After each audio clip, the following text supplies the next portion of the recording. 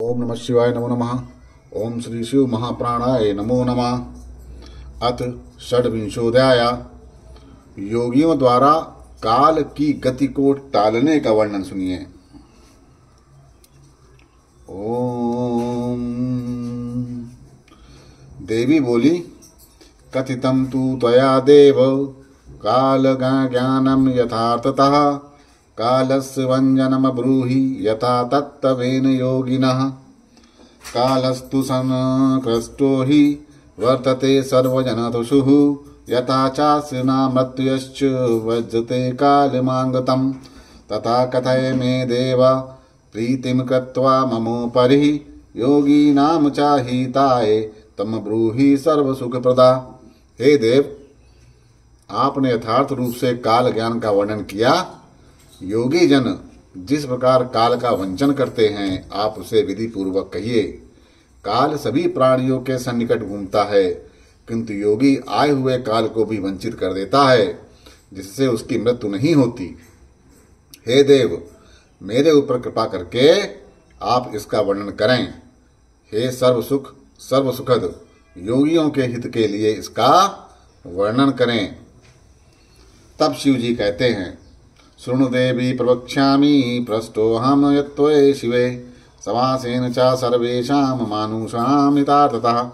पृथ्वी व्यापतस्तथा तेजो वायुराकाशमेव च एतेषां हि समायोगः शरीरं पंचभौतिकम्। हे देवी, हे शिवे, तुमने मुझसे पूछा है, उसे मैं सभी मनुष्यों के हितार्थ संक्षेप में कहूँगा। तुम सुनो। पृथ्वी, जल, तेज, वायु एवं आकाश, इनका समायोग ही 5 भौतिक शरीर हैं। आकाशस्तु ततो व्यापी सर्वेषां सर्वगास्ता आकाशे तु विलीयन्ते संविवतं पुनस्तथा। वियोगे तु सदा कस्य स्वं धाम प्रत्यपीदरे तस्य न स्थिरता चास्ति सन्निपातस्य सुंदरी।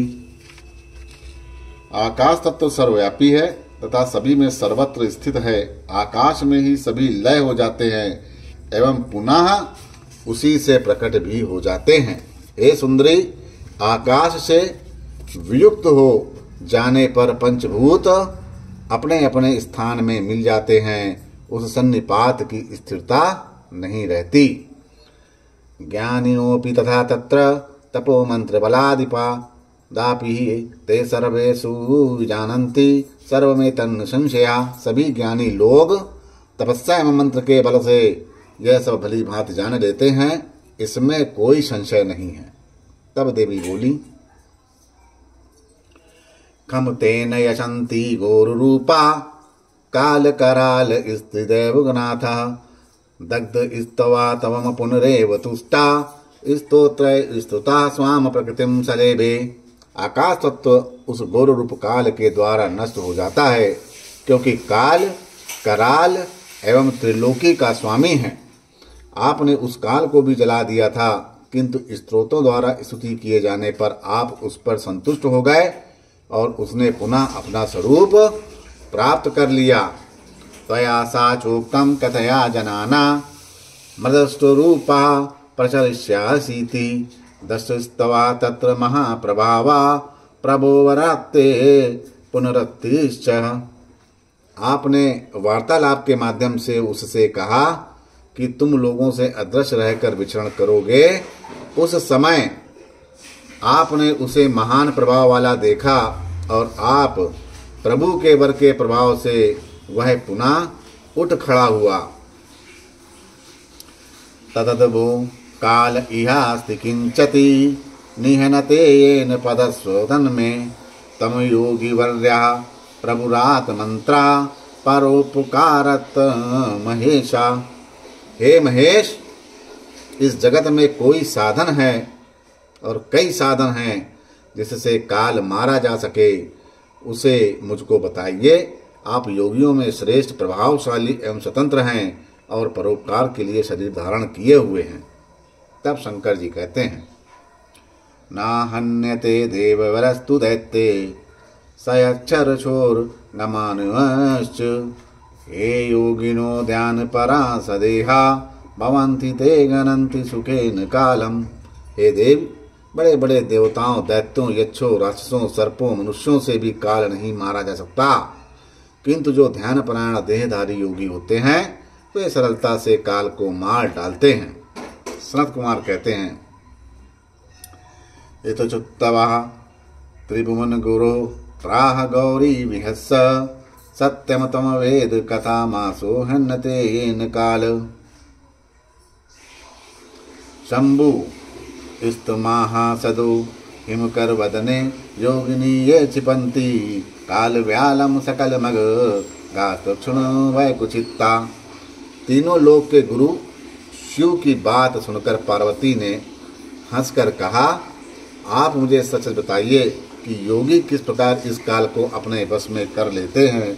तब शिव ने उनसे कहा, हे चंद्रमुखी, निष्पाप तथा एकाग्रचित हो जो योगी जन, वे जिस प्रकार निमेषादि कलाओं वाले काल रूपी सर्प को शीघ्र ही नष्ट कर देते हैं, उसे तुम सुनो। और शंकर जी कहते हैं, पंचभूतात्मको देह सदा युतयस्तु तद गणय उत्पादते वरारोहे तदलीनो ही पार्थिवा। हे वरारोहे, यह पंचभूतात्मक शरीर सदा उनके रूप रासादि गुणों से युक्त होकर उत्पन्न होता है और पुनः यह पार्थिव शरीर उन्हीं में विलीन भी हो जाता है। आकाश जाते वायुवारुस्ते सजस्य जायते तेजो शंभु विनिदिष्टम तस्माद् पृथ्वी भवेत्। पृथ्वी व्यायदनी भूतानि गच्छन्ति क्रमशः परम धरा पंचगुणा प्रोक्ता रापुश्चैव चतुर्गुणा त्रिगुणम च तथा तेजो वायु दुर्गण एव च शब्दैक गुण कामाशाम पृथ्वी वायुषु कीर्तमम। आकाश से वायु उत्पन्न होता है, वायु से तेज उत्पन्न होता है, तेज से जल उत्पन्न होता है और जल से पृथ्वी उत्पन्न होती है। ये क्रमशः पृथ्वी आदि पंचभूत एक दूसरे में पूर्व पूर्व के क्रम से विलीन होते हैं। पृथ्वी 5 गुणों वाली कही गई, जल 4 गुणों वाला है, तेज 3 गुणों वाला और वायु 2 गुणों वाला है। इन पृथ्वी आदि में आकाश तत्व एकमात्र शब्द गुण वाला कहा गया है। शब्दा सा स्पर्शश्च रूपम सा रसो गंधक्ष पंचमम विजहाति गुणम स्वंसम तथा भूतम विपते। यदा गुणम विग्रहाति पादुर्भूतम तदुच्यते एवं जानहि देवेशि पंचभूतानि तत्वता। जब पंच महाभूत शब्द स्पर्श, रूप, रस और 5वां गंध अपने अपने गुणों को त्याग देते हैं तो प्राणी की मृत्यु हो जाती है, और जब अपने अपने गुणों को ग्रहण करते हैं तब उसी को जीव का प्रकट होना कहा जाता है। हे देवेश, इस प्रकार 5 भूतों को ठीक ठाक जानो। तस्मादि योगिना नाम नित्यम स्वकाले सजागुणा चिंतानिया प्रतनेन देवी कालजीघूषणा। अतः देवेश, काल को जीतने की इच्छा वाले योगी को यत्न पूर्वक अपने अपने काल में उसके अंशभूत हुए गुणों पर विचार करना चाहिए। और पार्वती जी कहती हैं, कथम जय जीयते कालो योगी वियोग विद प्रभु ध्यानेन चात मंत्रेण तत्सर्व कथस्य वै। हे योग विद्ता प्रभु, योगी लोग ध्यान से अथवा मंत्र से किस प्रकार काल को जीतते हैं वो सब मुझे बताइए। तब शंकर जी कहते हैं, सुनु देवी प्रवक्ष्यामि योगी नाम हित कामनया पर ज्ञान प्रकथम नादेयम यस्य कस्य अचिति श्रद्धानाय दातव्यम भक्ति युक्ताय धीमते आनस्तिकाय शुद्धाय धर्म नित्याय भामिनी। हे देवी सुनो, मैं योगियों के हित के लिए उससे कहूँगा जिस किसी को इस उत्कृष्ट ज्ञान का उपदेश प्रदान नहीं करना चाहिए। हे भामिनी, उसका उपदेश श्रद्धालु, भक्त, बुद्धिमान, आस्तिक, पवित्र तथा धर्मपरायण व्यक्ति को ही करना चाहिए। सुश्वासेन सुशय्यायाम योगिम युक्तते युगवती दीपम विनांधकारे तु प्रजा सुप्ते सदार्यते योगी को चाहिए कि उत्तम आसन पर विराजमान हो प्राणायाम के द्वारा योग का अभ्यास करे। विशेषकर सब लोगों के सो जाने पर बिना दीप के अंधकार में ही योगाभ्यास करना चाहिए। तर्जन्नया पीयतो कणो पीडयित्वा मुहूर्तकम् तस्मात् सूयते शब्द स्तुंद विसमुदौ। एक मुहूर्त तक तर्जनी अंगुली से दोनों कान दबाकर बंद रखें। ऐसा करने से कुछ देर बाद अग्नि प्रेरित शब्द सुनाई पड़ने लगता है। संध्या तो भुक्तमेवं ही चावसन्नम क्षणादिकदापि सर्वरोग निहंत्याशु ज्वारोपद्रव काम्भून्। उससे संध्या के बाद खाया हुआ अन्न क्षण भर में पच जाता है और वह ज्वर आदि समस्त रोग उपद्रवों को शीघ्र नष्ट कर देता है। यश्चोपलक्षेय नित्यं कारं घटयादुकं जित्वा मृत्युं तथा कामं स्वेच्छा पारते देहि। सर्वज्ञः सर्वदर्शी च सर्वसिद्धि वाप्नुयात् तथा नादति खेवदो हि प्रावृद्धि संयुता। तम सत्वा म्युच्यते योगी सदा संसार बंधनात् तथा सा योगी नित्यं सूक्ष्मतात् सूक्ष्मतरो भवेतः। जो योगी नित्य 2 घड़ी पर्यंत इस तरीके के आकार का ध्यान करता है वह काम तथा मृत्यु को जीत कर अपनी इच्छा से इस लोक में विचरण करता है और सर्वज्ञ एवं सर्वदर्शी होकर संपूर्ण सिद्धियों को प्राप्त कर लेता है। वर्षा काल में जिस प्रकार मेघ आकाश में शब्द करते हैं उसी प्रकार यह शब्द है। इसे सुनकर योगी शीघ्र ही संसार बंधन से मुक्त हो जाता है। इसके बाद वह योगियों द्वारा प्रतिदिन चिंतन किया जाता हुआ शब्द सूक्ष्म से भी सूक्ष्म हो जाता है। एष ते कथितो देवी शब्द ब्रह्मा विधिक्रमा पलालमिव ज्ञानार्थी ताजदेव विशेषता। शब्द ब्रह्मातिपदं प्राप्य ही केचिद् दैङ्गक्षिणा न्वन्ति ते मुनिष्ठाकाशं कामते क्षुधाम तशाम। हे देवी, इस प्रकार मैंने शब्द ब्रह्मा के ध्यान की यह विधि तुमसे कह दी। जिस प्रकार धान को चाहने वाला पुआल का त्याग कर देता है वैसे योगी को संसारिक बंधन का पूर्ण रूप से त्याग कर देना चाहिए। इस शब्द ब्रह्मा को प्राप्त करके जो कोई भी लोग अन्य पदार्थों की इच्छा रखते हैं वे मानो अपनी मुट्ठी से आकाश का भेदन करना चाहते हैं और इस अमृतोपम योग को पाकर के भी भूख प्यास की अपेक्षा रखते हैं। ज्ञात्वा परमिदं ब्रह्मा सुखदम मुक्ति कारणम् आब्रहामाक्षरं चैव सर्वोपाधि विजयोत्तमम्। मोहिता कालपाशेन मृत्युपाशवसंगतः शब्द ब्रह्मा न जानन्ति पापिनास्ते कुबुद्धया। तावाद् भ्रमन्ति संसारे यावदामना विदन्तते विदते तु परे तत्वे म्युच्यते जनबन्धनात्। शब्द ब्रह्मा नाम से कहे गए परम सुख देने वाले मुक्ति के कारण स्वरूप अंतःकरण में स्थित अविनाशी तथा सभी उपाधियों से रहित इस परम ब्रह्मा को जानकर मनुष्य मुक्त हो जाते हैं। जो इस शब्द ब्रह्मा को नहीं जानते वे काल के पास से मोहित होकर मृत्यु के वश में हो जाते हैं एवं वे पापी तथा कुर्बद्धी होते हैं। वे संसार चक्र में तभी तक भटकते रहते हैं जब तक उन्हें धाम सबका आश्रय प्राप्त नहीं हो जाता। परम तत्व के ज्ञात हो जाने पर मनुष्य जन्म मृत्यु रूपी बंधन से छूट जाता है। निंद्रालस्य महावेदनम जित्वा शत्रुं प्रतनता सुखासने स्थितो नित्यं शब्द ब्रह्माम्बमय सन्नति। शतवृद्धा पुमा लब्ध्वा यावुदायुषां विशेत मृत्युजय पुस्तंभ आरोग्यम वीरवर्धनम। योगी को चाहिए कि वह निंद्रा आलस रूपी महाविकारी शत्रु को यत्न पूर्वक जीत कर सुखद आसन पर बैठ करके नित्य प्रतिदिन शब्द ब्रह्मा का अभ्यास करें।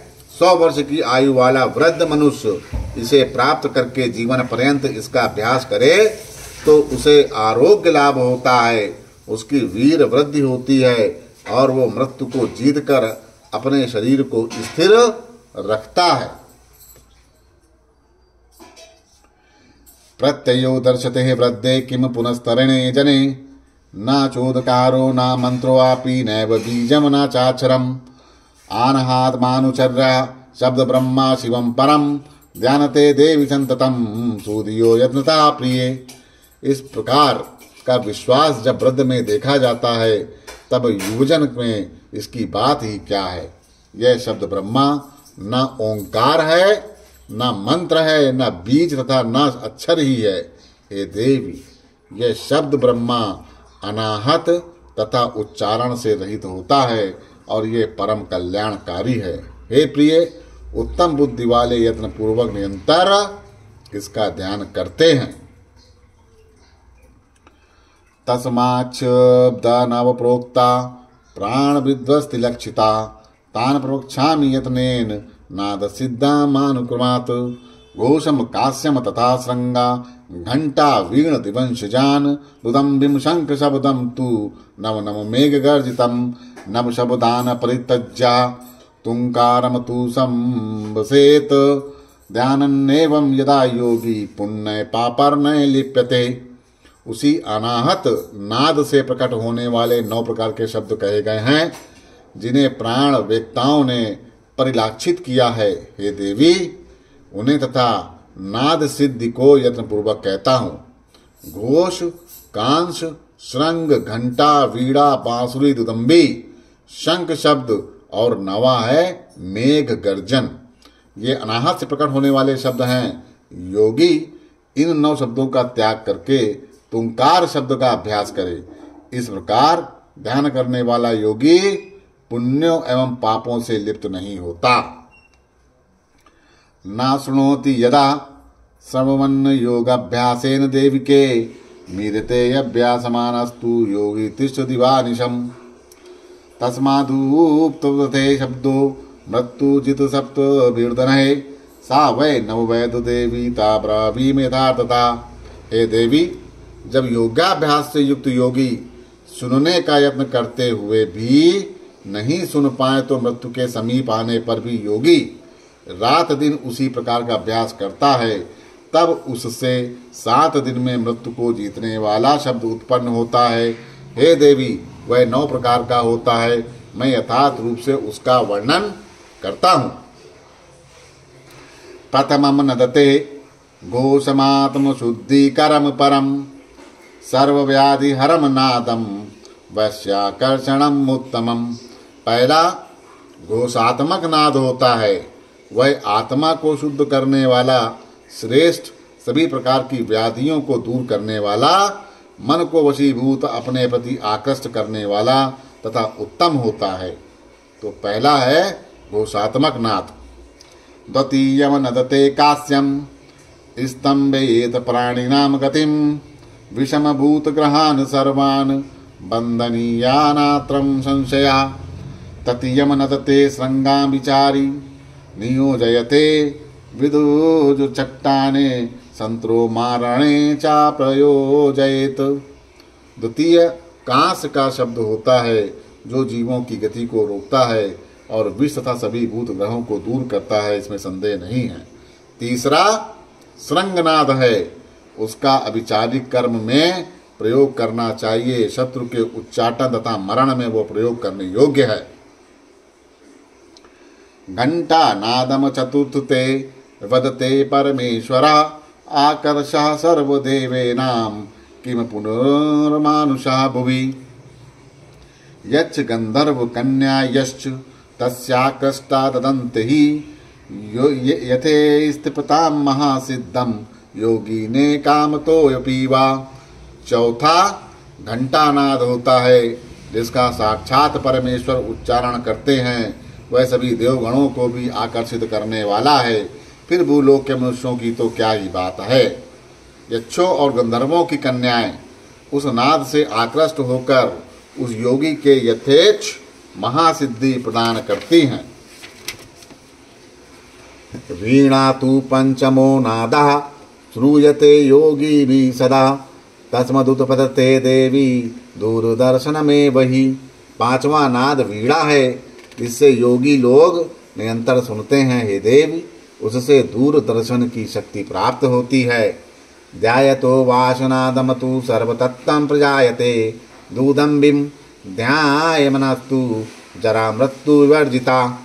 वंशीनाद का ध्यान करने वाले योगियों को सभी तत्व प्राप्त हो जाते हैं। दुदम्बिनाद का ध्यान करने वाला जरा एवं मृत्यु से रहित होता है। शंख शब्देन देवेशी काम रूपम प्रबुद्धते योगिनो मेघनादेन ना विपत्त संगमो भवेत। हे देवेशी, शंखनाद का अनुसंधान करने से इच्छानुसार रूप धारण का सामर्थ्य प्राप्त होता है और मेघ के नाद का ध्यान करने से योगी को कोई विपत्ति नहीं आती। यस चैक मानसः नित्यं तुंकारं ब्रह्मारूपिणं किम साध्यं न शयायस्ति यथा मतिवरारणे सर्वज्ञं सर्वदर्शिनं च कामरूपी व्रजत्सो न विकारे प्रत्युज्योते शिव एव न संशया। हे वरारणे, जो एकाग्र मन से नित्य प्रतिदिन ब्रह्मा रूपी तुंकार का ध्यान करता है उसे इच्छा अनुसार सब वस्तुएं प्राप्त होती हैं। उसके लिए कुछ भी असाध्य नहीं होता। वह सर्वज्ञ सर्वदर्शी तथा काम रूपी होकर भ्रमण करता है और विकारों से युक्त नहीं होता। वह साक्षात शिव ही है, इसमें संदेह न करें। एतत्ते परमेशानि शब्द ब्रह्मा स्वरूपकम नवदा सर्वमाख्यातम किम भूयासोतिमिच्छसि। हे परमेश्वरी, मैंने ये 9 प्रकार का शब्द ब्रह्मा स्वरूप तुमसे कहा, अब और क्या सुनना चाहती हो। इति श्री शिव महापुराणे पंचमयाम उमा संहितायाम काल वंचनम वर्णनम नाम षड्विंशोऽध्याय। इस प्रकार श्री शिव महापुराण के अंतर्गत 5वीं उमा संहिता में काल वंचन वर्णन नामक 26वां अध्याय पूर्ण हुआ। बोलो श्री शंकर भगवान की जय।